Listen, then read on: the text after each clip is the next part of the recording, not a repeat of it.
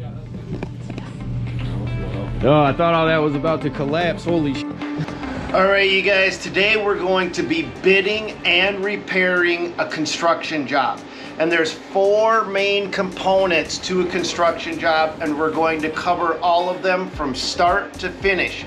By the time you're done with this video, you're going to learn more about bidding a construction job than you're ever going to be able to find out in any university course that they offer, because I'm going to knowledge dump everything I have on you. But let's check out what we're getting into right now. We had like a solid day and a half of rain on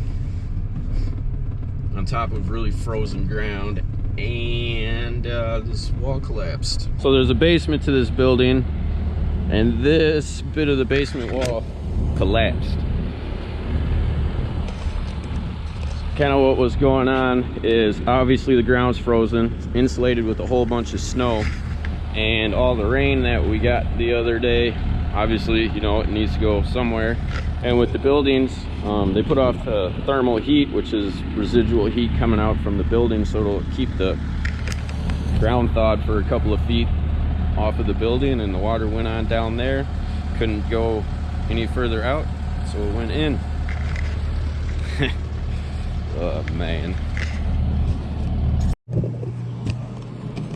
Well, it's free of it. Yep. Yeah, because the board that's mounted on the wall is actually off. So maybe we put a couple screws right here and then strap it to that. Yeah, or strap it up let me that way. back over there, yeah. Morning, Sam. Good morning. So yeah, Bit of a show mess. up to your place of business and on a Monday morning and walk downstairs, turn on the light, and then you see this. I mean, all that water had to go somewhere, dude. Yeah, no, this was before it rained. Oh, really? Uh-huh. Yeah, Okay, nice never mind. It rains, huh? I take back everything I said outside. Yeah, it wasn't rain. Yeah, it wasn't. The sidewalk was actually intact until we got all that rain and started washing out the soil underneath Yeah. it, and then it just came right off. But yeah, it might be where we dig.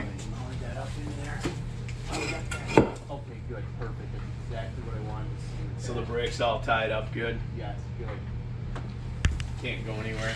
We got it insulated. Oh yeah. Yeah, they want to save money. Right. They're pretty attention. We'll just have to. First phase is try to get a bunch of this concrete out of here, and then this is the support holding up the floor on this end of the building that this is sitting against right now. So might have to get crafty and start sledgehammering, you know, this that chunk away. off there, yeah. And then if I can get a little dirt, but the only problem is once you start moving any of this stuff and it pushes this into here, we might want to just try to break this free and clear. At least like up to here. and that looks like the only spot they may have core filled. I don't think they core filled much. This at looks all. like it is right here, going right there. Well, I mean, if that bit's core filled, I'll just cut it up on the other side of the core fill, and we can take this bit that's up We'll have to against go there. get some plastic. If we're gonna be doing any type of cutting down here, we'll want to get some plastic stapled in along this back edge here. Yeah. I don't think we're gonna do any cutting. It's just gonna be up there along the asphalt. Maybe I won't even cut that yet. But no, it'd be nice to get get a little bit of room up top to work. Open it up a little bit. So if we can get another 3 feet up there, 2-3 feet to So it'd probably be best to start with saw cut. probably the saw asphalt cut that and start pulling that away. I just don't want anything to come down and hit this. I don't like that. That did shift since last time we were here. That got pushed out more. I don't. Yeah, you can see the slide marks right here where it was actually scratching on the ground. You can see where Yeah. it originally was. Yeah, that's good. Oh, I thought all that was about to collapse. Holy sh**.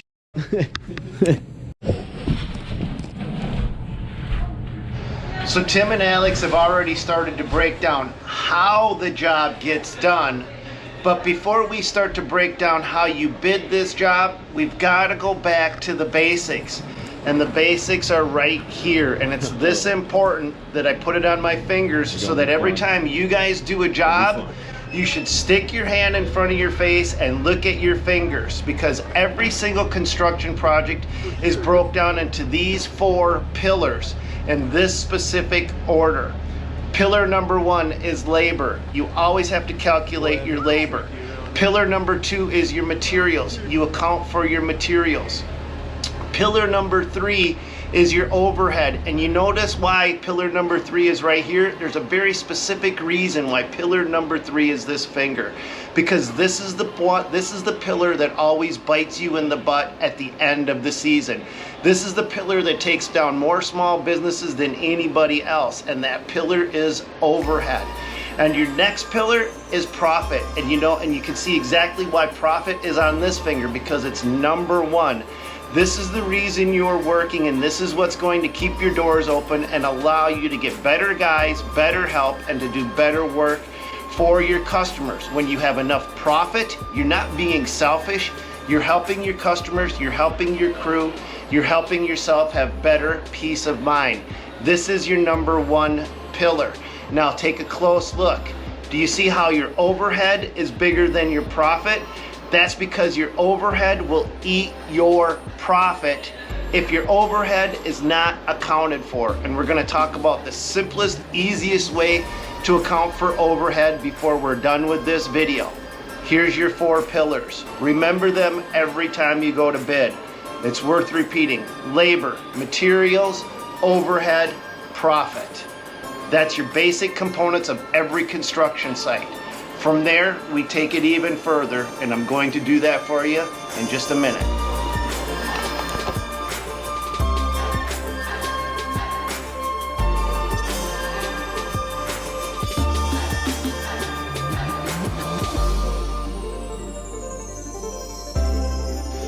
So how do you do your very first job with no experience? You're going to guess. Yep, I said it right. You're going to guess. You're going to do your best guess at what it's going to take to do that job. And in a moment, I'm going to break down this project exactly how we do that. And yeah, you're going to be nervous as a long-tailed cat in a room full of rocking chairs on that first project. But after you take your best guess and you do your first job, you're never going to guess again, because you're going to job cost every project from that moment forward. And yes, I'm going to cover job costing as well, because these are your keys to success. Don't use me as an example. I use G&M Outdoor Services as an example. They're 20-some-year-old kids, and now they are running a $5 to $10 million company because they have gone through and job costed every single project they've ever done. And we're going to tell you how to do the exact same thing they're doing. There's no mystery behind this thing. It's just buckling down and doing the work that it requires to be successful. But now we got to get back to these 4 pillars, because before you can job cost, before you can break anything down, you've got to understand these 4 pillars. And this one is the one that we're going to be tackling here in just a minute.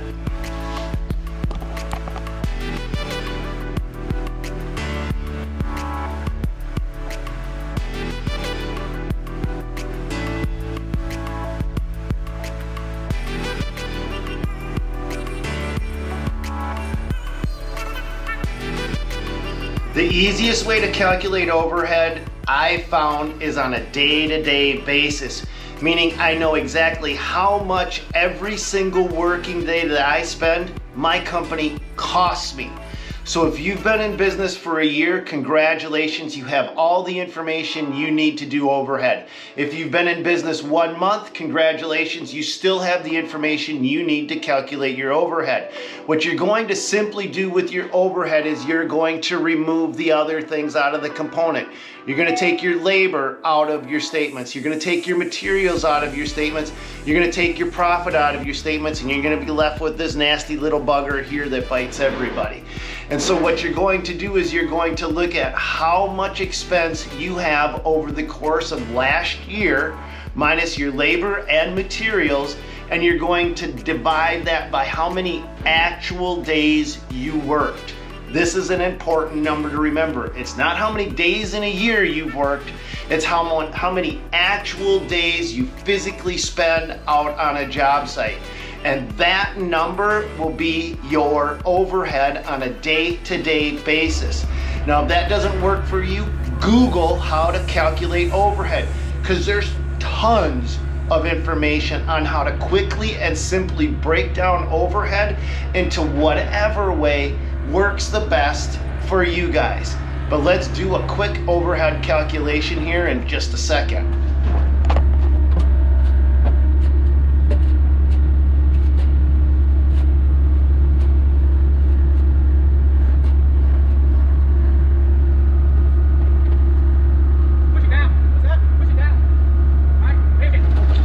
Last year, my company spent $500,000 on fuel, on marketing, on insurance, on taxes, on t-shirts, on food, on tires, on oil, on blah, blah, blah, blah, blah, blah, blah, blah, blah.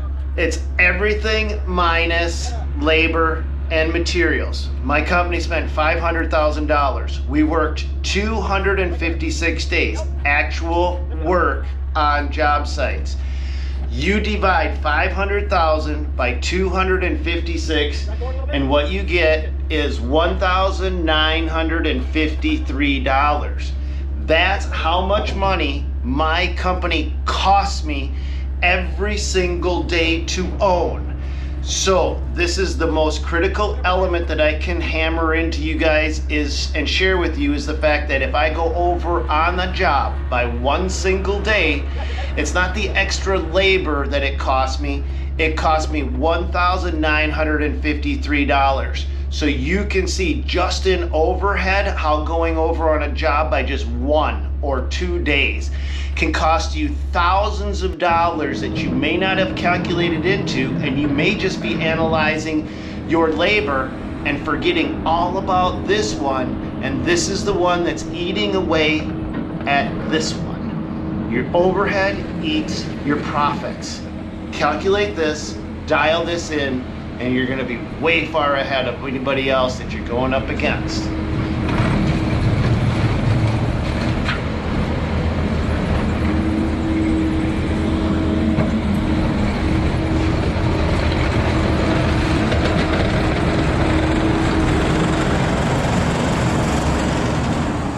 By the way, if a video like this helps you guys out, a hell yeah in the comments down below goes a long way and lets me know I'm on the right track. And the whole point to this video is the fact that some of you guys have been coming up to me at conventions and telling me thank you for helping me get my business started. You guys are all saying the same thing, that you watched all of my early videos and it's how you based bidding your jobs from that point forward. And so I'm going to try to incorporate some of that back into my channel to keep you guys going. And if that helps you out, let me know in the comments below. But let's do this thing.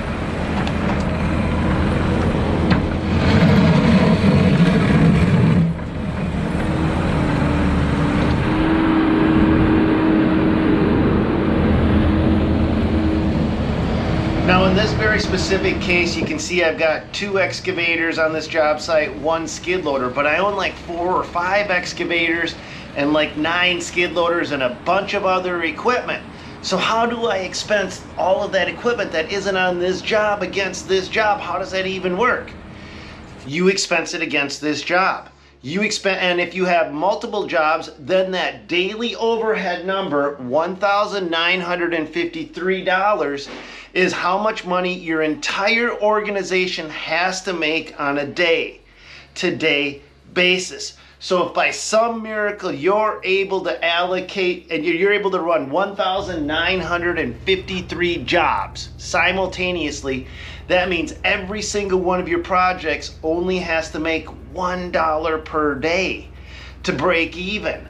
But if you only run one job site, then that one job site has to make that much money per day to break even. If it's 2 job sites you run, well, you just simply divide your overhead by 2, and that's $976. That's how much per job site, per day, that crew is either costing you or has to make money to break even. So it's you gotta understand exactly how to allocate that overhead. But now, let's actually break this job down, how we bid this very particular job. And yeah, let's just do that. Good. Yeah. It's been in the way all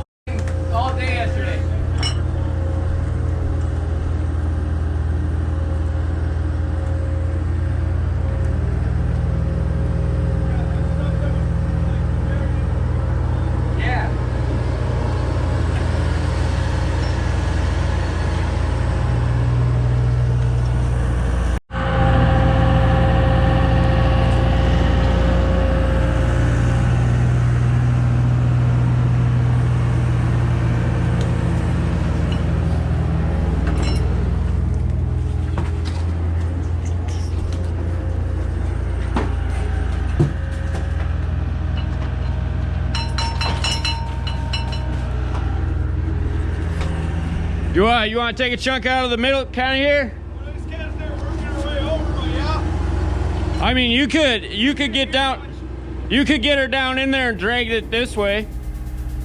No.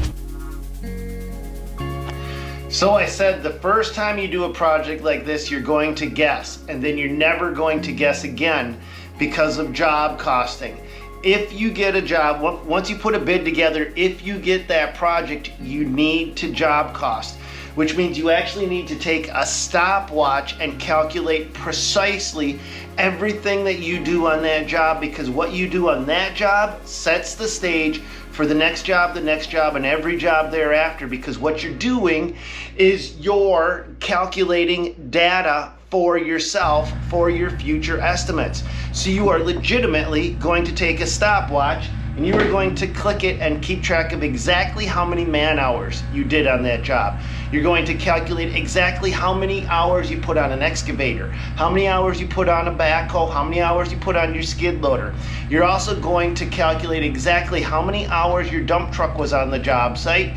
You're going to calculate how many hours that it traveled going down the road, how much fuel that truck burned.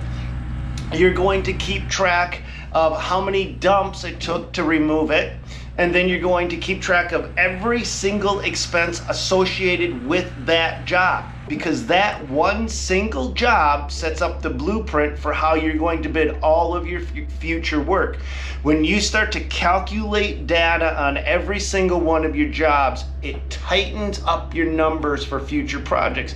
The beauty and the curse of what we do as contractors is no two jobs are ever alike, but we can calculate data and use bits and pieces from past projects to help us figure out our future projects. So when we look at a job like this, we start to break down exactly how we do it, and on a project like this, we try to make it into bite-sized chunks. How do you eat an elephant?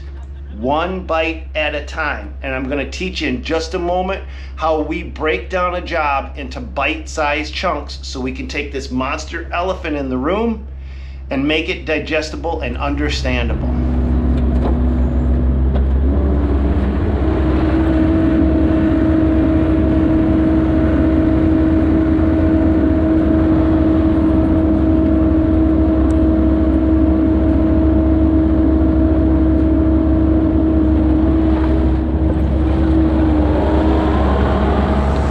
So we break this down into bite-sized chunks, and the first bite-sized chunk is just cleaning up the failed wall. The second bite-sized chunk is replacing the wall that failed. The third bite-sized chunk is backfilling, compacting, and putting the dirt back. So now, instead of having one big monstrous thing that we're trying to understand, we've got three little components that we can then put together at the end of the day. And one of the things I gotta throw in here to make sure I get answered, and I planned on doing it later on in the video, is I showed you how to take this son of a duck and turn it into a day-to-day understandable number. Do the exact same thing with this one. Whatever you want your profits to be, that's how much money you need to understand. You should make in profits on a per day-to-day basis. So this one and this one go hand in hand. These two, ooh, look at that there, they're like that. But sometimes they don't get along. All right, so next up, let's break this thing down and show you what we did.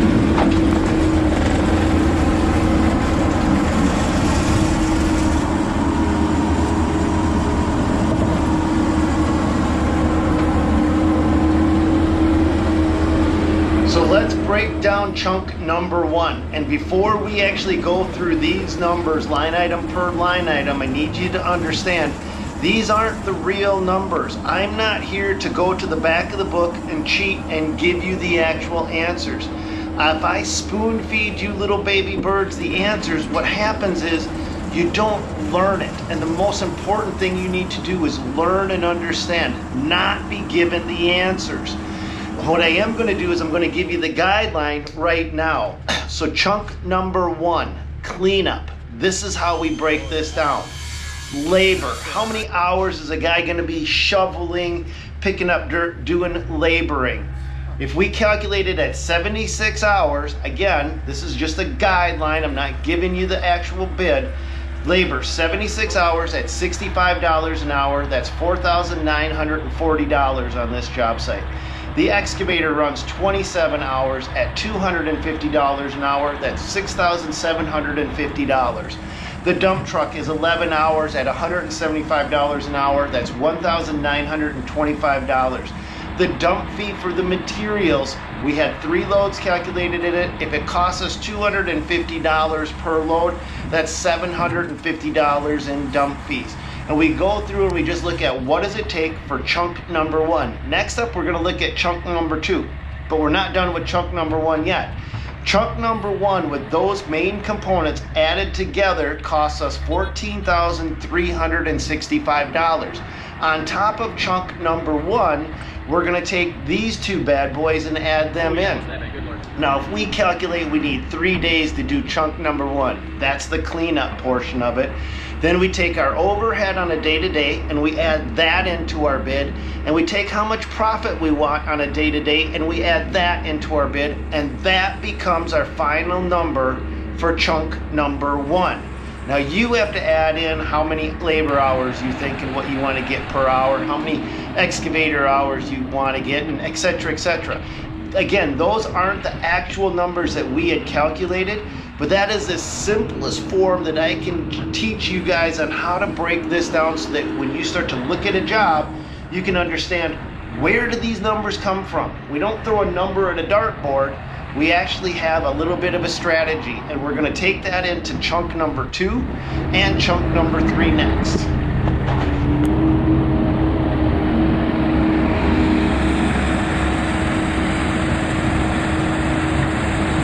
So chunk number 2 is repairing and replacing the failed retaining wall. That's the actual installation of a new foundation wall. And we don't do that in-house, so we hire a subcontractor. Now here's the unfortunate truth. The subcontractor was camera shy, didn't want to be on film, and we completely respect that. So you don't get to see the installation process, but that doesn't have any impact or effect of what we're doing talking about the numbers. Now when you hire a subcontractor as the prime contractor or the general contractor, if you have hired that subcontractor, you can typically add in the industry standard is 10% onto their bid. So if their bid is $10,000, it's okay for you to add 10% onto that bid and turn that in to your customer. That's what the industry standard says. And the reason that that's okay is because you are going to be taking payment for that subcontractor from the customer. You've got to allocate the funds. You've got to be financially prepared to be able to pay that subcontractor to wait to get paid in the first place. You are also taking partial responsibility for the work that that subcontractor does because it falls underneath your umbrella. And it's not just handing something over and having it be in your customer's responsibility. The work of that subcontractor falls under your responsibility. And that gives us, as contractors, the right to take 10%. And that's why it's the industry standard. A lot of times what happens is you contractors will just give your subcontractor's bid to your customer, not take anything in between. And you've got to realize you have a certain level of responsibility in between there. And sometimes that goes super smooth and it doesn't cost you a dime, but sometimes it doesn't go so smooth and your subcontractors don't work out quite as well and things don't go the way you want it to, and that can bite you in the butt, especially if you have nothing baked into their proposal to save your butt. So make sure you put that 10% in there. Remember, profits are your friend. Profits help make your jobs go smooth, your life easier, allowing you to pay your own people better, to pay yourself better, to be more relaxed, to do a better job for your customers, and to treat your subcontractors better. This is not an evil thing. This is what makes things go smooth. Oh, and on a side note, the wall that was there that failed, we found out, didn't have any core filling at all. They thought there was one section that had core filling on that entire thing, but they were wrong. Once we started to dig it out and remove it, there was nothing there. But now let's break down chunk 3 and wrap this video up.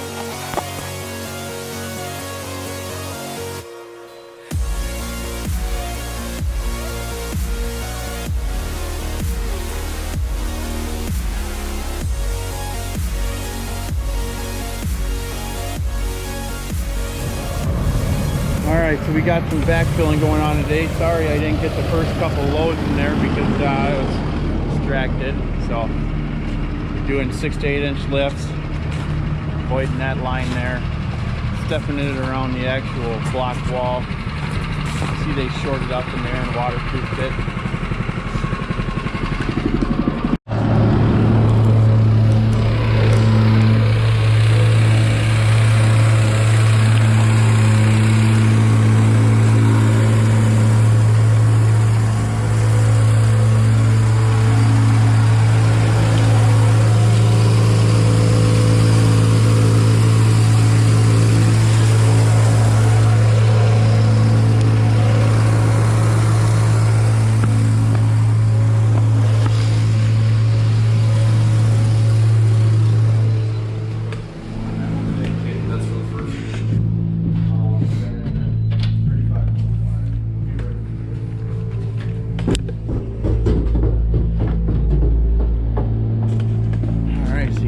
Got some bracing in here to give this wall extra rigidity down here so that we can pack up. We're staying about a foot, maybe 14 inches away from there. Make sure that this wall doesn't cave in. And looks a lot different than when we first got out here, that's for sure. Do it again.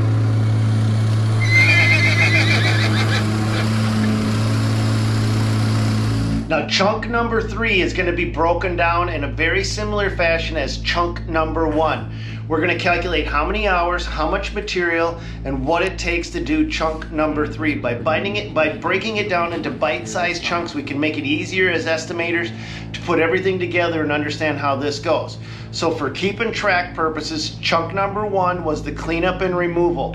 Chunk number 2 was the repair and installation of the retaining wall. We took our subcontractor's bid and we added 10% to it. So if our subcontractor gave us a bid for $10,000, we turned our bid in for $11,000 to our customer. Chunk number 3, we're going to break down the same way we did chunk number 1. When we want to turn in our neat and tidy package to our customer, we're simply going to take chunk 1, 2, and 3, put them together, and turn that over to our customer. And that's how we take a big, massive project that may be complicated and a unique one-off unicorn kind of a thing and break it down into bite-sized chunks. We're going to use job costing to understand where our numbers were in the past on other projects, and we're going to apply that toward this project so that we can dial it in. And then we're going to use job costing on this to help us down the road on future projects. Now I know this has been a lot to take in all at once because we've covered how to calculate overhead, tried to understand profit. We've taken this bid and broken it down into its 4 main pillars, and then we've taken those pillars as the foundation of our proposal and broken down the actual job itself into bite-sized chunks so that we can understand how to come up with an accurate number that protects all of us as we're going forward and doing these projects. It's a lot to digest, but once you start to do that, I think your bids are going to be a lot safer and you're going to be a lot more comfortable moving forward and not so nervous going into a project that you may have never seen before. Now, my name is Stan Genetic and I've been doing this type of work my entire life. And in fact, at one point in my career, I ran 5 crews doing nothing but commercial projects. That was commercial excavating, commercial demolition, commercial hardscape installation. And at one point in my career, the minimum job cost to get me out onto a job site was $100,000 or more, meaning I would not consider commercial work if it was under $100,000. I was solely responsible for the estimating and the job planning and coordinating the installation. So what I learned from all of those years of experience haven't changed with what we do today. Those big jobs we're still based on the 4 main pillars. Those big jobs were still broken down into bite-sized chunks. It's a very simple, straightforward process once you get it, and I hope this helped you guys out. If it did, a big heck yeah goes a long way, a thumbs up. And if this video hasn't helped you out, I don't know what else I can do to help you out. But that's all I got for you on this one. God bless you guys, and go get them. Happy bidding.